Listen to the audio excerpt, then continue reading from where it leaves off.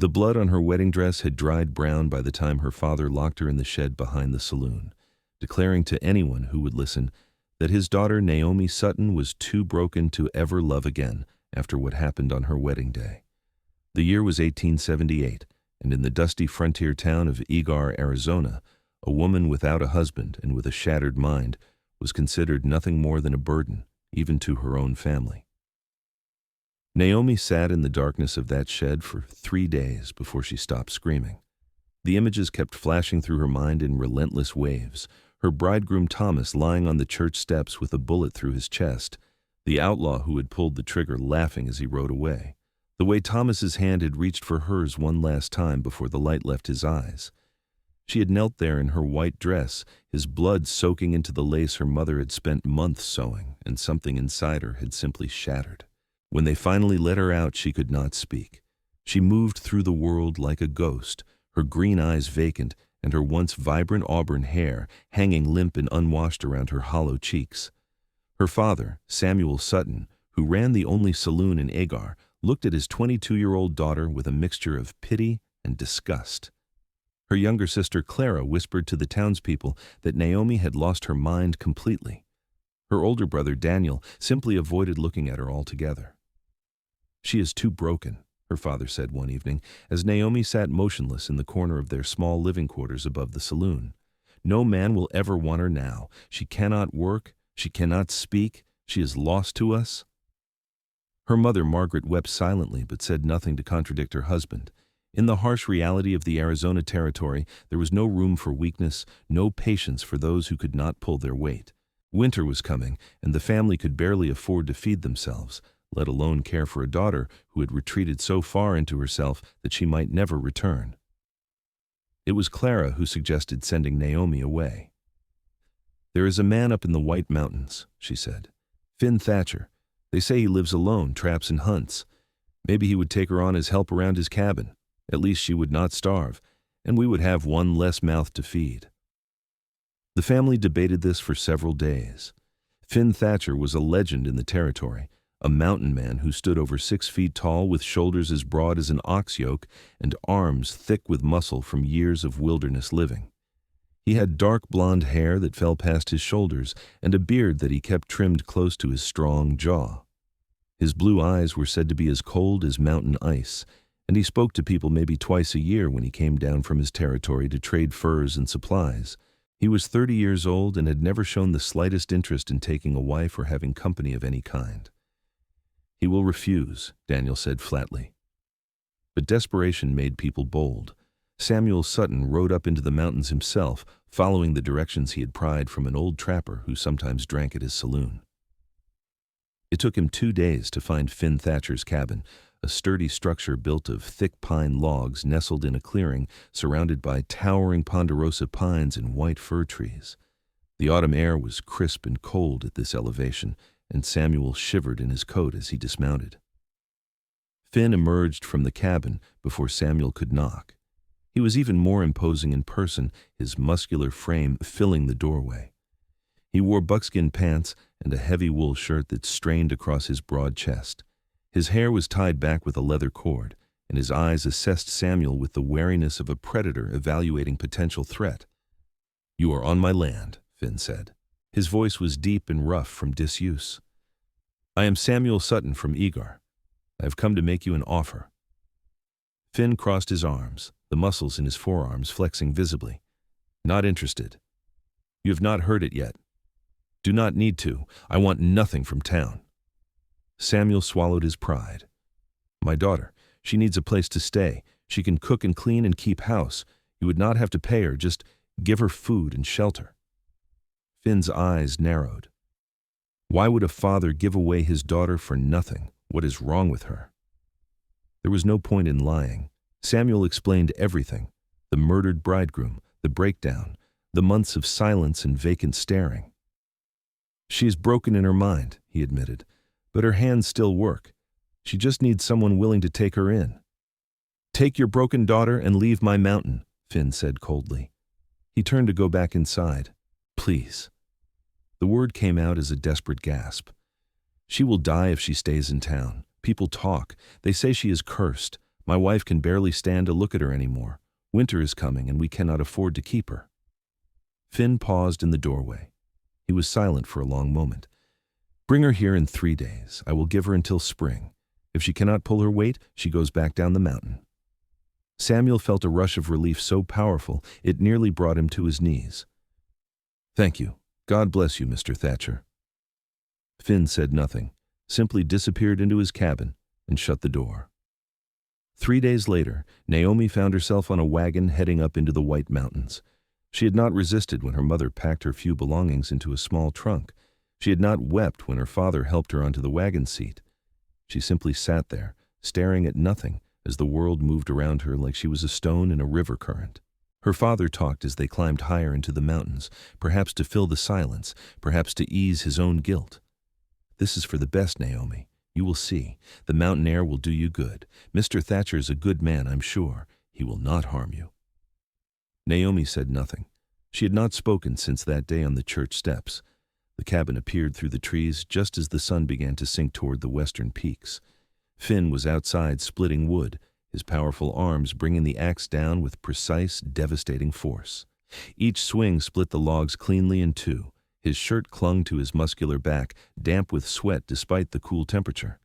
He set down the axe when he heard the wagon approach and wiped his hands on his pants. Samuel helped Naomi down from the wagon. She stood there like a doll, her eyes focused somewhere past Finn's shoulder. Up close, Finn could see that she had probably been beautiful once. Even now, beneath the pallor and the emptiness, there was a delicate bone structure to her face, full lips, and those striking green eyes that looked at everything and nothing. "This is Naomi," Samuel said unnecessarily. He set her trunk on the ground. "She will not give you any trouble. She does not speak, but she can follow simple directions. Just point, and she will understand." Finn studied the woman before him. She was small, probably not even reaching his shoulder, and thin in a way that suggested she had not been eating properly. Her dress hung loose on her frame. Her hair, though clean, was pulled back in a severe bun that made her face look even more gaunt. "When will you return for her?" Finn asked. Samuel shifted uncomfortably. "We agreed until spring. That is 6 months." "Yes." Finn's jaw tightened, but he nodded curtly. Samuel took this as his dismissal and quickly climbed back onto the wagon. He did not hug his daughter goodbye. He did not even look back as he drove away, leaving Naomi standing in the clearing with her small trunk and the massive stranger who was now responsible for her. Finn picked up the trunk with one hand, as though it weighed nothing, and jerked his head toward the cabin. "Come on." Naomi followed him inside. The cabin was a single large room with a stone fireplace, a rough-hewn table and chairs, a narrow bed in one corner, and shelves lined with supplies and furs. Everything was surprisingly neat and organized. Finn set the trunk down near the bed. "You will sleep here," he said, gesturing to the bed. "I will take the floor." Naomi showed no reaction. Finn studied her for a moment, then sighed. He was already regretting this decision. "Are you hungry?" "Nothing." He walked to the fireplace where a pot of stew was hanging over the coals. He ladled some into a wooden bowl and held it out to her. "Eat." Naomi took the bowl mechanically and sat down at the table. She brought the spoon to her mouth and ate slowly, without taste or interest, simply going through the motions. Finn ate his own meal standing up watching her. She finished half the bowl and then stopped, setting the spoon down and staring at the wall. "You will earn your keep," Finn said. "I do not allow laziness. Tomorrow you will start helping with chores. Understood?" No response. This was going to be a long winter. The first week was an exercise in frustration for Finn. Naomi would do tasks if he physically placed the tools in her hands and pointed at what needed doing, but she showed no initiative, no awareness of her surroundings. She washed dishes when he made her. She swept when he handed her the broom. But the moment the immediate task was done, she would simply stand there, staring into space, until he gave her another direction. She did not speak. She barely ate. At night she lay on the bed staring at the ceiling while Finn stretched out in his bedroll near the fire. He would wake sometimes in the dark hours and hear her breathing, steady and unchanging, and wonder what was happening in that broken mind of hers. But Finn Thatcher had not survived alone in the wilderness for 8 years by giving up easily. He was a man of few words himself, more comfortable with silence than conversation, and he began to simply include her in his daily routine without expecting much in return. When he checked his trap lines, he brought her along. When he skinned the animals he caught, he showed her how to stretch and cure the pelts. When he repaired equipment or chopped wood, she stood nearby and watched. Slowly, incrementally, she began to respond. It started small. One morning in the second week, Finn came back from checking the traps to find that she had built up the fire without being told. The next day, she had water heating for coffee when he woke. Little things, tiny signs that somewhere inside that silent shell, someone was still alive. Finn did not comment on these changes. He simply nodded his acknowledgement and went about his work. He was not a man given to praise or lengthy conversation, even under normal circumstances, but he made sure she ate at every meal, portioning out food and setting it in front of her. He noticed she was starting to finish her full serving. 3 weeks after her arrival, the first snow fell. Finn woke to find Naomi standing at the cabin's single window, her hand pressed against the cold glass, watching the fat flakes drift down through the pines. It was the first time he had seen her move toward something of her own volition, the first sign of any interest in the world around her. He came to stand beside her. "Beautiful, is it not?" he said quietly. She did not answer, but her eyes tracked the falling snow with something that might have been the ghost of wonder. That afternoon, Finn was working on repairing a snowshoe when one of his tools slipped and gashed his hand open. He cursed and grabbed a rag, pressing it against the wound as blood welled up between his fingers. To his surprise, Naomi moved. She crossed the cabin quickly and took his hand in both of hers, pulling the rag away to examine the cut. Her touch was gentle but efficient. She retrieved the first aid supplies from the shelf where Finn kept them, cleaned the wound with whiskey, and bound it with clean cloth strips. Her movements were practiced, sure. Someone had taught her how to tend injuries. When she was finished, she looked up at him, and for just a moment their eyes met. Truly met. He saw awareness there, and pain so deep it made his chest tighten. "Thank you," he said softly. She released his hand and stepped back, the moment broken. But something had shifted. That night, as they sat at the table eating dinner, Finn decided to try talking to her. Not asking questions that required answers, just talking. "I came to these mountains 8 years ago," he said. "I was working as a ranch hand down in New Mexico territory, got into a fight with the foreman. He pulled a knife. I broke his arm. The rancher's son wanted to hang me for it, never mind that it was self-defense. So I left, headed north and kept going until I found a place where nobody would bother me." He glanced at her. She was listening. He could tell by the slight tilt of her head. "Built this cabin with my own hands, cut every log, notched every joint. Took me 3 months. First winter I nearly froze to death because I did not know what I was doing. But I learned. I always learn." He paused, taking a bite of venison. "I like it up here. It is honest. An animal does not lie to you. A mountain does not pretend to be something it is not. You work hard, you survive. You get lazy, you die. Simple." Naomi's fingers moved almost imperceptibly against the table, tracing invisible patterns. "I am not good with people," Finn continued. "Never have been. My father used to beat me for not talking enough, said I was sullen and disrespectful. Maybe I was, but I could never find the right words for what I was thinking. Up here, I do not have to." He looked at her directly. "You do not have to either. Talk or not talk, it makes no difference to me. But you are alive, Naomi, and as long as you are breathing, there is something worth preserving. Do you understand?" Her throat moved. A swallow. Then the smallest nod he had ever seen. It was enough. The weeks passed and the snow deepened. Finn and Naomi fell into a rhythm that worked for them both. She began taking on more of the household tasks without being prompted. She kept the cabin clean, prepared meals, mended his clothes with neat, careful stitches. He provided meat and checked the traps, kept them supplied with firewood, maintained the shelter that kept them alive. They did not talk much. Finn would occasionally share observations or stories, and Naomi would listen. Sometimes he thought he saw her lips move slightly, as though she were trying to form words, but nothing ever came out. December arrived with a fierce cold snap that kept them close to the cabin for days at a time. During these long hours, Finn taught her how to work with leather, how to make moccasins and mittens from the deer hides he had tanned. She proved to have skilled hands and an eye for detail. He found himself watching her as she worked, noting the small furrow of concentration between her brows, the way she bit her lower lip when attempting a particularly tricky stitch. She was gaining weight, he noticed. Her face had filled out, softening the harsh angles of her cheekbones. Color had returned to her skin. She no longer looked like a walking corpse. She looked like a woman.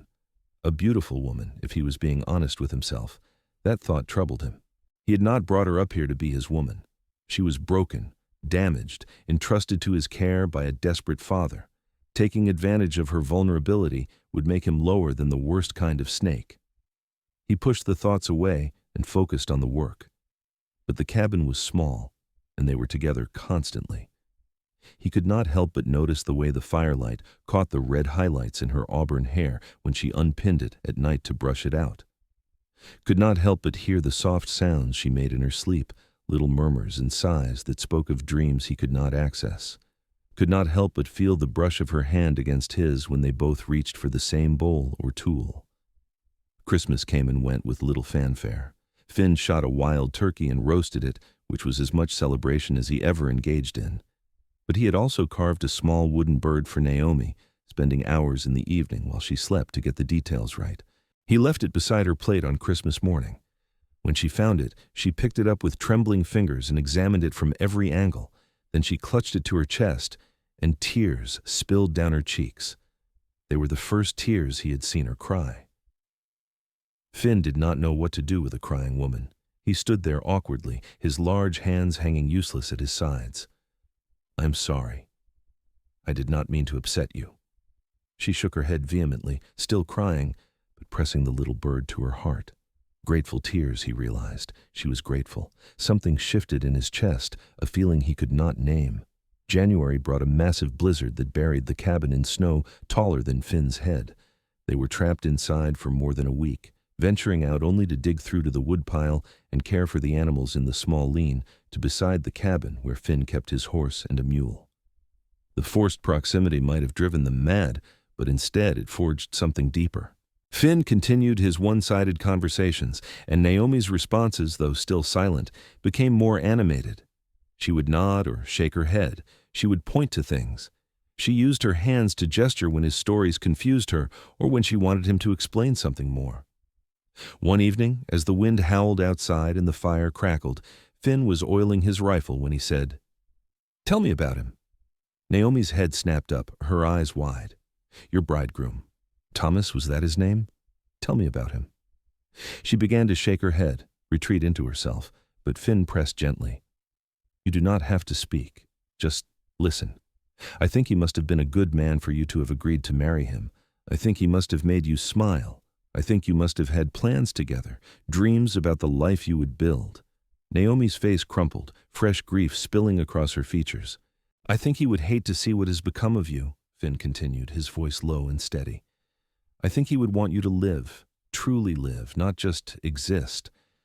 I think he loved you enough that your happiness would matter to him more than anything." The tears came in earnest now, great racking sobs that shook her entire body. Finn set aside the rifle and moved to her, pulling her into his arms without thinking. She collapsed against his broad chest, her small frame shaking with the force of her grief. He held her, one large hand cradling the back of her head, and let her cry. She cried for hours. All the pain and horror and loss that she had locked away came pouring out. Finn simply held her through it all, his strong arms a fortress around her, his deep voice murmuring wordless comfort. When she finally exhausted herself, she fell asleep against him, her tear-stained face pressed to his chest. Finn carefully lifted her and carried her to the bed. She weighed almost nothing to a man of his strength. He laid her down gently and pulled the blankets over her. Then he returned to his bedroll by the fire. But sleep was a long time coming. Something had changed. He could feel it. The next morning, Naomi woke with swollen eyes, but a clarity in her gaze that had been absent before. She went through her morning tasks, but there was a purposefulness to her movements now, a presence that had been missing. When Finn came in from tending the animals, she had coffee waiting and something that might have been the ghost of a smile on her lips. "Good morning," Finn said, as he did every morning. "Good morning," Naomi whispered. Finn froze, his hand halfway to the coffee pot. He turned slowly to look at her. "Did you just speak?" Her throat worked, and then, barely audible, "Yes."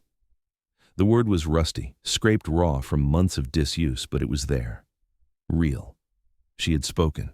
Finn felt something vast and warm expand in his chest. He wanted to shout, to laugh, to sweep her up in his arms and spin her around. But he was Finn Thatcher, and he did not do such things. So instead, he simply nodded, poured his coffee, and said, "Good." But when he looked at her, his blue eyes held a warmth they had never held before. Speech returned to Naomi slowly, like a stream thawing after winter, at first just a word or two each day. "Yes. No. Thank you." Then short phrases. "The stew is ready. It is cold today. I need more thread." Finn never pushed, never demanded more than she was ready to give, but he encouraged her by engaging her in conversation, asking her opinion on small matters, treating her words as valuable when they came. By the time February arrived, they were having actual conversations. Naomi told him about growing up in Egar, about her mother's skill with a needle, and her father's ambitions for his children. She told him about Thomas, haltingly at first, but with growing ease. He had been a carpenter, 25 years old, with kind eyes and gentle hands. They had known each other for 2 years before he proposed. She had loved him, though perhaps not with the wild passion of romantic stories, but with a steady, comfortable affection that she had believed would grow into something deeper with time. "The outlaw who shot him," she said one evening, her voice steady despite the difficult subject. "He was after Thomas's brother. Something about a gambling debt. Thomas was just in the way." "Did they catch him?" Finn asked. "No, he rode off and no one ever saw him again." She stared into the fire. "For months I kept seeing it happen, over and over. I could not make it stop. Every time I closed my eyes there was Thomas reaching for me, dying. I wanted to die too. I think part of me did die that day." Finn reached across the space between them and took her hand. His palm was rough with calluses, his fingers thick and strong. "But you are alive now." She looked at their joined hands, then up at him. "Because of you. I did nothing. You gave me time and space and safety. You let me be broken without demanding I fix myself immediately. That was everything." Their eyes met and held. The air between them felt charged, heavy with unspoken things. Finn's thumb stroked across her knuckles, a gesture so gentle it seemed impossible coming from such a powerful man. "Naomi," he said, his voice rougher than usual. "Finn," she breathed. He leaned toward her slowly, giving her every opportunity to pull away. But she did not pull away. She leaned in to meet him. Their lips touched softly, tentatively, a question and an answer all at once. The kiss was brief, chaste even, but when they pulled apart, both of them were breathing hard. "I should not have done that," Finn said, though he made no move to release her hand. "Why not?" "You are under my protection. Your father trusted me to care for you, not to take advantage." "Take advantage?" Naomi's eyes flashed with the first real anger he had seen from her. "Do you think I have no will of my own? Do you think I am still so broken that I cannot choose?" "No, I am not made of glass, Finn Thatcher. I will not shatter if you touch me. I have already been shattered. You help me put myself back together. Do not dishonor that work by treating me like I am still just pieces." He stared at her, surprised by her vehemence, by the strength in her voice. "I am alive again," she continued, her eyes bright, "and with life comes feeling. I feel gratitude toward you, yes, but also respect, admiration, and more. Things I am only beginning to understand. Do not tell me I cannot have those feelings." Finn felt something break open inside him, something he had kept locked away for years. "I am not a gentle man, Naomi. I am rough and hard, and I do not know pretty words. I live in the wilderness because I am better suited to it than to civilization. If you are looking for someone like Thomas—" "I am not looking for Thomas," she interrupted. "Thomas is dead. I mourned him, and part of me will always love what we had. But I'm here now, with you, and I'm not the same woman who was going to marry him. That woman died on the church steps. The woman I am now is different, and she is drawn to you in ways that terrify and exhilarate her." Finn pulled her into his arms, crushing her against his chest. She came willingly, her arms wrapping around his muscular torso as far as they would reach. He buried his face in her hair, breathing in the scent of her. "I do not want to hurt you," he said against her hair. "Then do not." He pulled back enough to look at her face. "If we do this, if we become something more, I will not be able to let you go in the spring. Your father will come to collect you, and I will have to tell him no. I will have to tell him you are mine." The possessiveness in his voice should have frightened her. Instead, it sent warmth spiraling through her entire body. "Then tell him."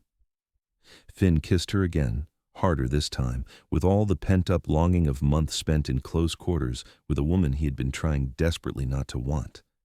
Naomi kissed him back with equal fervor, her fingers tangling in his long hair, pulling him closer.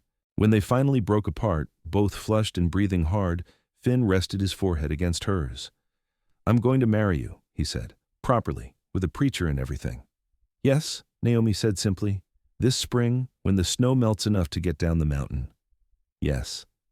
"And you will stay here with me? Build a life here?" "Yes." He kissed her once more, sealing the promise. The rest of February and all of March passed in a haze of discovery. They were learning each other, learning how to be together not just as housemates, but as partners planning a future. Finn had never courted a woman before, and he approached it with the same intense focus he brought to everything else. He picked her wildflowers when they began to poke through the melting snow. He made sure she had the best portions of meat at dinner. He carved her small gifts, animals and birds, until she had a small collection of them lined up on the windowsill. Naomi bloomed under his attention. She smiled freely now, laughed at his dry observations about the wildlife around them. She teased him gently about his serious nature and the way he approached every task as though it were a matter of life and death.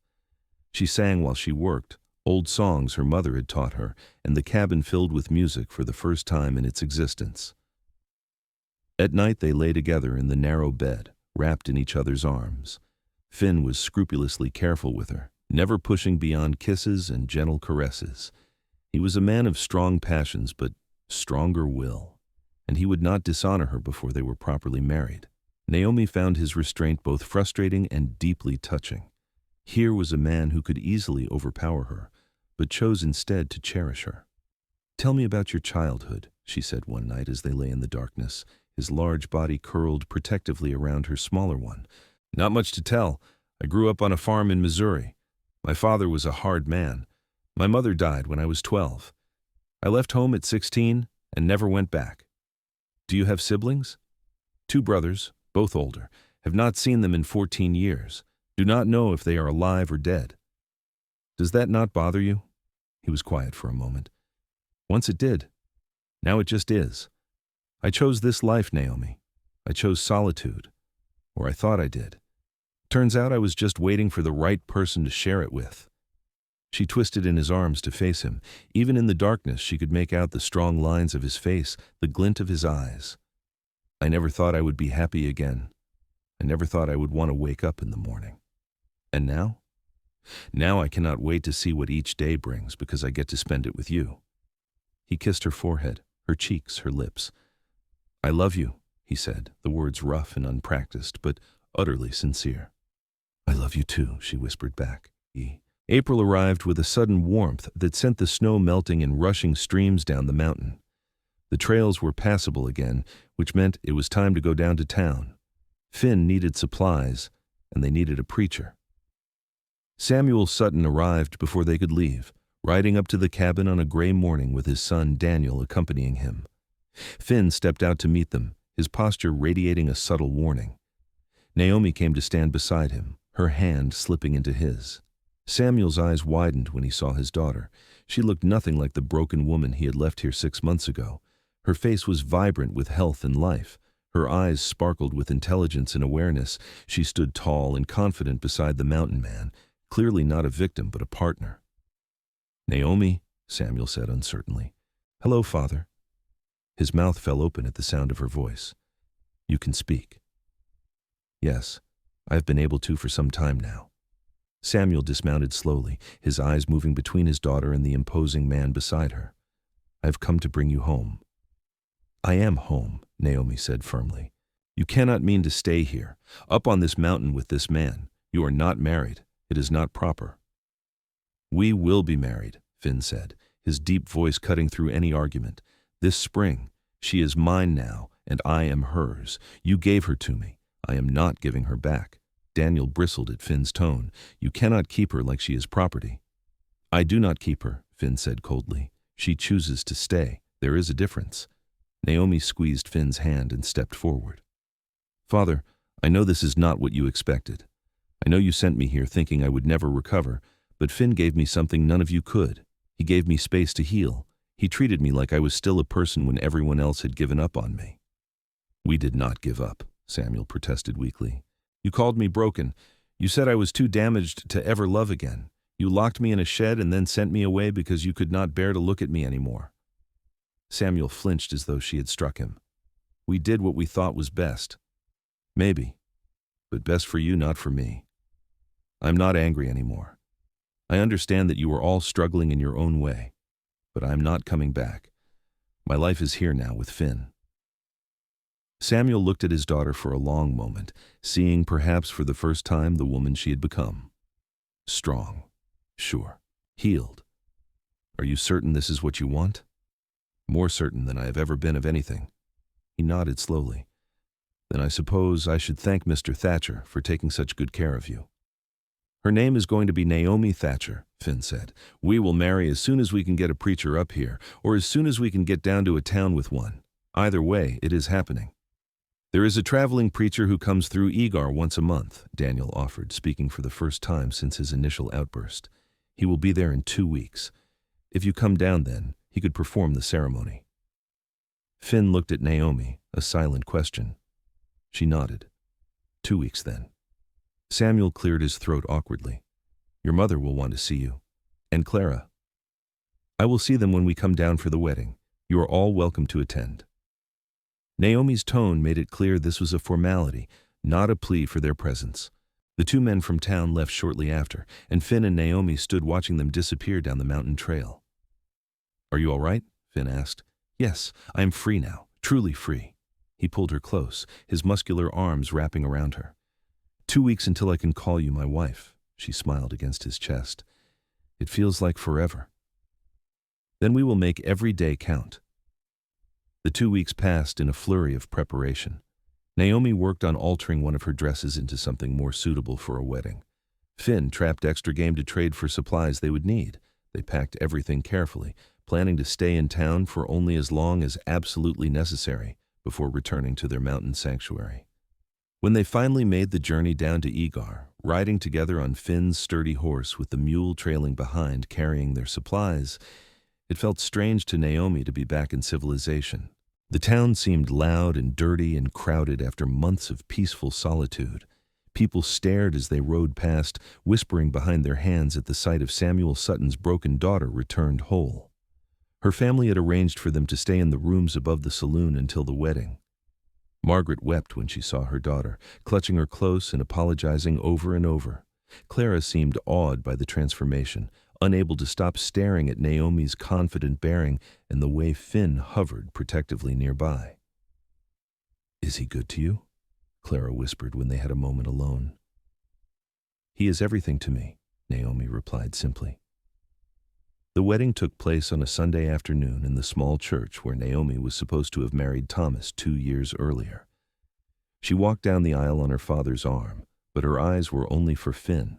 He stood at the front of the church looking uncomfortable in clean clothes, his long hair tied back neatly, his powerful frame barely contained by the borrowed suit jacket that strained across his broad shoulders.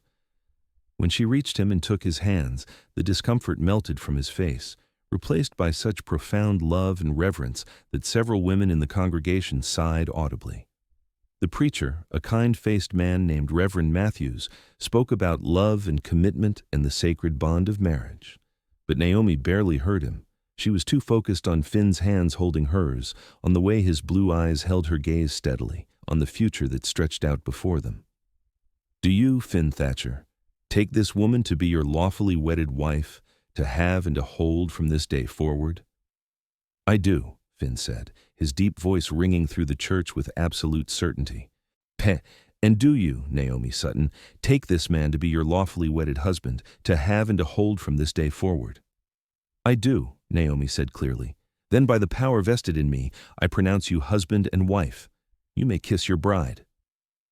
Finn cupped her face in his large hands and kissed her with such tender passion that there was no mistaking his feelings. When they turned to face the congregation as husband and wife, Naomi was glowing with happiness. There was a small celebration afterward at the saloon. Samuel had arranged for food and drink, and the townspeople came to wish the couple well, though many were clearly there, more out of curiosity than genuine affection.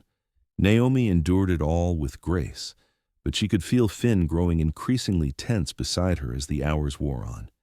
He was not made for crowds or social obligations. Finally, as the sun began to set, she turned to him and said quietly, "Can we go home now?" Relief flooded his face. "Please." They made their excuses and slipped away, collecting their horse and mule from the livery stable and heading out of town as the last light faded from the sky. They rode through the night, neither of them wanting to spend their wedding night in town when their cabin in the mountains was calling them home. They reached the cabin just as dawn was breaking over the peaks, painting the sky in shades of gold and pink. Finn dismounted and lifted Naomi down, his hands spanning her waist. He carried her over the threshold, a traditional gesture that made her laugh with delight. "Welcome home, Mrs. Thatcher," he said, setting her on her feet. "It feels right," she said, looking around the cabin, "being here as your wife." He closed the door and pulled her into his arms. "I am going to spend the rest of my life making sure you never regret choosing me." "I could never regret you." He kissed her then, deeply and thoroughly, and for the first time there was no need to hold back. She was his wife now, and he was her husband, and the whole night stretched out before them. He lifted her again and carried her to their bed, laying her down with such reverence that tears pricked her eyes. "I love you," she whispered as he stretched out beside her. "I love you," he replied, and then there were no more words, only the language of touch and breath and two souls that had found each other against all odds. The months that followed were the happiest of Naomi's life. She and Finn built a life together in perfect harmony, working side by side through the days and falling asleep in each other's arms each night. Summer brought long days of tending the garden Naomi planted, fishing in the mountain streams, and exploring the wilderness that was now her home. Finn taught her to shoot, to track, to read the signs of weather in the sky and the behavior of animals. She taught him small luxuries he had never bothered with when living alone: fresh bread, curtains on the windows, flowers in a jar on the table. In the fall, Naomi discovered she was pregnant. She told Finn one evening as they sat on the porch watching the sunset, his arms wrapped around her from behind. "I'm going to have a baby," she said simply. She felt his entire body go rigid behind her. "A baby?" "Yes. In the spring, I think." He turned her around to face him, his eyes searching hers. "Are you certain?" "Yes." A smile spread across his face, transforming his usually serious features into something radiant with joy. "A baby. We are going to have a baby." She laughed at his wonder. "Does this please you?" "Please me? Naomi, you have given me everything. A home, a purpose, a reason to wake up each morning. And now a child? I have no words for what I feel." He pulled her close, one large hand splaying protectively across her still flat stomach. "I will build an addition to the cabin, a room just for the baby, with a window facing east so the morning sun comes in, and a cradle. I will carve the most beautiful cradle you have ever seen." "We have time," she said, amused by his sudden flurry of planning. "I want everything to be perfect. You deserve perfect." "I have you. That's already perfect." He kissed her, soft and sweet and full of promise. The winter passed slowly as Naomi's belly grew. Finn hovered over her constantly, not letting her do anything he deemed too strenuous. He had made good on his promise to add a room to the cabin, working furiously to get it finished before the heavy snows came. He carved a beautiful cradle from pine, decorating it with delicate images of forest animals. Naomi sewed blankets and tiny clothes, preparing for the new life that would join them. On a cold March night, as a late-season storm battered the mountains, Naomi went into labor. Finn had arranged for a midwife from the nearest settlement to come stay with them as the due date approached, and the woman proved her worth as the hours of labor stretched long and difficult. Finn paced outside the bedroom like a caged mountain lion, flinching every time Naomi cried out. He had faced grizzly bears and mountain lions in blizzards that would have killed a lesser man, but listening to his wife in pain was the most terrifying experience of his life. Finally, just as dawn broke, a baby's cry split the air. The midwife opened the door, smiling. "You have a son, Mr. Thatcher, and your wife did beautifully." Finn rushed past her to Naomi's side. She lay propped up in the bed, exhausted but glowing, holding a tiny bundle wrapped in one of the blankets she had sewn. Her face lit up when she saw him. "Finn, look at him." He approached slowly, almost afraid, this giant of a man rendered helpless by something so small. Naomi pulled back the blanket to reveal a tiny face, red and wrinkled, with a shock of dark hair. The baby's eyes were closed, his little mouth working even in sleep. "He is so small," Finn whispered. "He is perfect. Do you want to hold him?" Finn's eyes went wide. "I might break him." "You will not break him. Sit down." Finn sat carefully on the edge of the bed, and Naomi placed the baby in his arms. The infant looked impossibly tiny, cradled against Finn's broad chest, held in hands that could snap a man's neck, but now moved with infinite gentleness. "Hello, son," Finn said softly. "I am your father." The baby opened his eyes, and for a moment, father and son simply looked at each other. Something profound passed between them, a bond forming that would last a lifetime. "What should we name him?" Naomi asked. "You choose. You did all the hard work." She thought for a moment. "What was your mother's maiden name?" "Wright. Why?" "William Wright Thatcher. What do you think?" "William," Finn repeated, testing it. He looked down at the baby. "William Thatcher." "Yes, it fits." The baby chose that moment to make a small sound, almost like agreement, and both parents laughed. The midwife stayed for a week to ensure both mother and baby were doing well, then departed with payment and promises to check on them in the spring. Finn and Naomi settled into the new rhythm of life with an infant. William proved to be a relatively easy baby, content to sleep in his beautiful cradle or be carried in a sling against his mother's chest as she went about her daily tasks. Finn was a devoted father, his fierce love for his son evident in every gentle touch, every soft word. He would sit for hours holding William, telling him stories about the mountains and the animals that lived there, preparing him for the life he would lead in this wild place. "Do you ever miss town?" Finn asked Naomi one evening as they sat together, William asleep between them. "Never," she said honestly. "This is where I belong. With you in this place we have built together. You were supposed to have a different life, a carpenter's wife in town, a proper house, neighbors. I was also supposed to be too broken to ever love again," she reminded him. "Neither of us is bound by what we were supposed to be. We make our own choices, remember?" He smiled, that rare, precious smile that still made her heart skip. "You are wise, Mrs. Thatcher." "I am loved," she corrected. "That's all the wisdom I need." The years passed in a gentle rhythm of seasons and growth.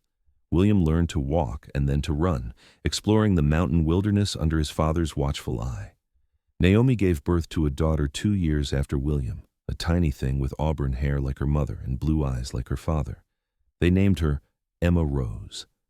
The family thrived in their mountain sanctuary. Finn taught his children everything he knew about surviving in the wilderness, about respecting nature and living in harmony with it. Naomi taught them letters and numbers, kindness and compassion. Together, they created a home filled with love and laughter and the simple joys of a life well lived. Occasionally, they would make the journey down to Egar for supplies or to attend church, and the townspeople would marvel at the transformation of Naomi Sutton. She had not just recovered from her breakdown, she had become stronger, more vibrant, more fully alive than she had ever been. Her family had reconciled themselves to her choice, though Samuel still occasionally looked at his daughter with a mixture of pride and confusion, unable to fully understand how she could be so happy in such a rough, isolated life. But Naomi knew. She knew that sometimes being broken open is the only way to let new light in. She knew that the pieces of ourselves we lose are sometimes the ones we needed to shed anyway. She knew that love does not always come in the package we expect, but that does not make it any less real or precious. On their 10th wedding anniversary, Finn and Naomi stood together on the porch of their cabin, watching William, now 9, and Emma, now 7, play in the clearing. A third child, a son they had named Samuel after Naomi's father, toddled between them, holding his mother's hand. "Do you remember the day your father brought you here?" Finn asked, his arm around Naomi's shoulders. "I remember standing in this clearing feeling nothing at all, like I was already dead. And now?" She leaned into him, solid and warm and safe. "Now I feel everything. Joy, love, contentment. Sometimes fear when one of the children climbs too high or wanders too far. Sometimes frustration when the goat gets into the garden again. Sometimes exhaustion when little Samuel wakes 3 times in the night, but always, always I feel alive. I used to think I wanted solitude," Finn said. "I used to think I was better off alone. And now?" He looked at their children, then down at his wife. "Now I know I was just waiting. For you. For this. For the life I did not even know I wanted." She rose on her toes to kiss him. "You put me back together, Finn Thatcher." "No," he said, holding her close. "You put yourself back together. I just gave you a safe place to do it.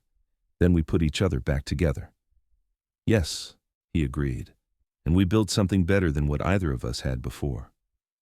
That night, after the children were asleep and the mountain was quiet around them, Finn and Naomi lay in their bed together, as they had every night for 10 years. "Tell me the story again," Naomi said, as she sometimes did. "What story?" "The one about the broken woman and the mountain man." Finn smiled in the darkness. "Once there was a woman who everyone said was too broken to love. Her own family gave up on her. So she went to live on a mountain with a man who did not care if she was broken or whole, who just let her be. And slowly, piece by piece, she found herself again. And he found that he was not as content alone as he had thought. And they fell in love and built a life and had children and lived happily ever after on their mountain." "I like that story," Naomi whispered. "It is a good story," Finn agreed. "The best one I know. Because it is ours." "Because it is ours," he confirmed, pulling her closer. Outside, the wind moved through the pines with a sound like sighing. The stars wheeled overhead in their ancient patterns. The mountain stood eternal and unchanging, and inside the cabin, a family slept safe and loved and whole. Naomi Thatcher had been declared too broken to love by those who should have known her best. But she had not been too broken. She had simply needed time and space and a man strong enough to protect her while she healed, gentle enough to let her do it at her own pace, and wise enough to love her, not despite her broken pieces, but because of them.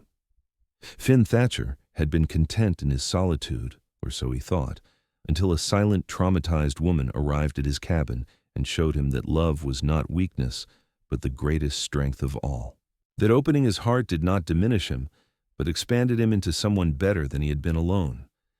Together, they had built something beautiful from broken pieces, a home, a family, a love that would endure as long as the mountains themselves. And they lived, not in some distant happily ever after, but in the happily right now of every ordinary moment made extraordinary by being shared. In the morning, coffee made just right. In the sound of children's laughter echoing through the trees. In hands clasped together while watching the sunset, in whispered conversations in the dark, in all the tiny, precious moments that make up a life well lived and a love well earned. The townspeople of Egar would sometimes talk about Naomi Sutton, who became Naomi Thatcher, the woman who was too broken to love, who somehow healed in the wilderness. They spoke of it as something mysterious, almost magical, but there was no magic to it, just patience. Just time. Just two people who found in each other exactly what they needed and had the courage to hold on tight and never let go. 20 years after that first day when Samuel Sutton brought his broken daughter to a mountain cabin, Naomi stood on the porch watching yet another sunset. Her hair had threads of silver now. Her face had lines earned through years of laughter and occasional worry. Her body had borne 4 children and countless seasons of hard mountain living. Finn stood behind her, his arms wrapped around her waist as they always were at day's end. His hair was more silver than gold now, his beard shot through with white. But his body was still powerful, his arms still strong, his love still unwavering. Their children were grown now. William was 21 and courting a girl from Springerville. Emma was 19 and helping at the school in Egar several months out of the year. Samuel was 12 and already nearly as tall as his father. And little Grace, their surprise late-in-life baby, was 6 and currently asleep inside after a day of helping her father check traps. "I have been thinking," Finn said, his chin resting on top of Naomi's head. "About what?" "About how wrong everyone was. Your father, your sister, the whole town." "About me being too broken?" "Yes. They had no vision, no imagination. They could not see that broken does not mean ruined, that sometimes things need to fall apart so they can be rebuilt into something stronger." Naomi turned in his arms to face him. "You saw it, though. I saw a woman in pain. I saw someone who needed time. I did not know you would heal. I did not know you would become who you are now. I just knew you deserved the chance to try. And you gave me that chance. We gave each other chances," he corrected. "I was just as broken as you, Naomi. Just in different ways. I had walls around myself so high and thick that no one could get through. But you did. Somehow you got through. Because you let me in. Because I could not help myself. Because loving you was inevitable from the moment I first held you while you cried. Maybe even before that. Maybe from the moment you first walked into this clearing and I saw something in you that called to something in me." She kissed him, soft and sweet and full of the deep contentment that comes from years of partnership and love. "I am glad my family was wrong about me." "So am I," Finn said fervently. "So am I." They stood there as the sun disappeared behind the western peaks and the first stars began to appear. Behind them, their home glowed with warm lamplight. Their youngest child slept safe in her bed. Their older children were making their own ways in the world, but would return, as they always did, to this mountain sanctuary where they had been raised in love and security. This was not the life Naomi had imagined for herself when she was a young woman planning a wedding to Thomas the carpenter. But it was a good life, a beautiful life, a life she would not trade for anything. She had been broken once, shattered into so many pieces that even she had doubted she would ever be whole again. But piece by careful piece, with the help of a mountain man who loved her with fierce, quiet devotion, she had put herself back together. And in doing so, she had become something even better than what she had been before, stronger, wiser, more fully herself.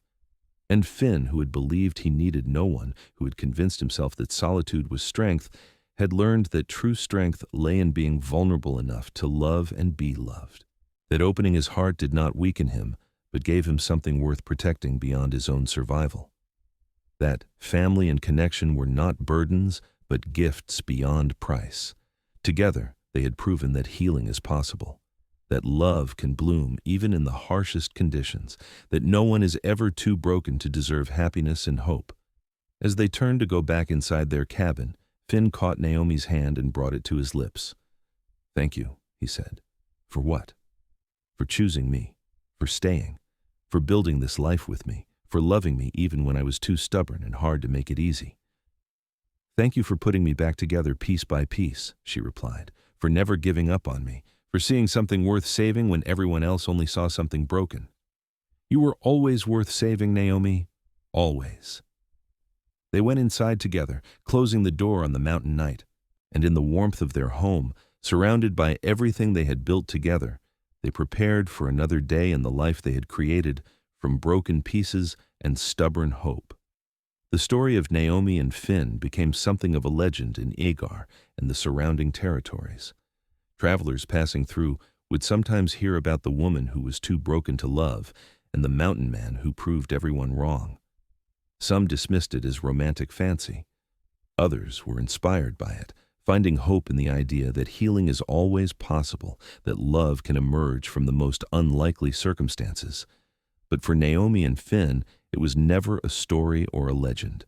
It was simply their life, the ordinary, extraordinary miracle of two broken people who found each other and chose every single day to keep choosing each other, to keep building, to keep loving, to keep creating something beautiful from pieces that everyone else had deemed worthless. And on that mountain, in a sturdy cabin built with strong hands and filled with love, They lived out their days in profound contentment and joy. Not because their life was perfect or easy. It was neither.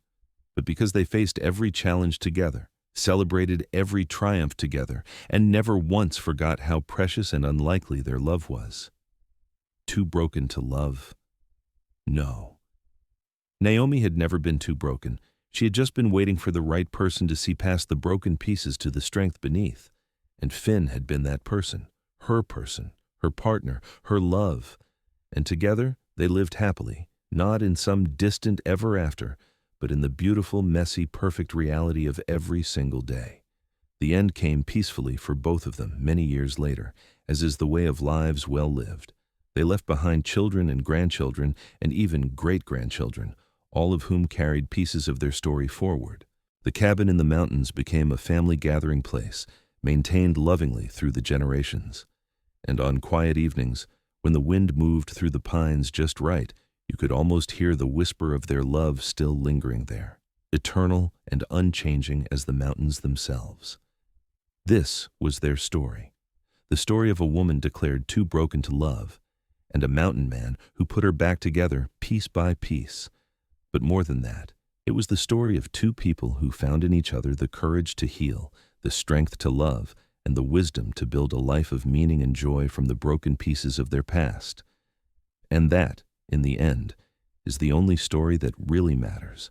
The one where love wins, where healing happens, where broken things become beautiful again, where two souls meant for each other find their way home. Their story ended. But their love never did. It lived on in the family they created, in the mountain they called home, and in the hearts of everyone who heard their tale and dared to hope that maybe, just maybe, no one is ever truly too broken to love.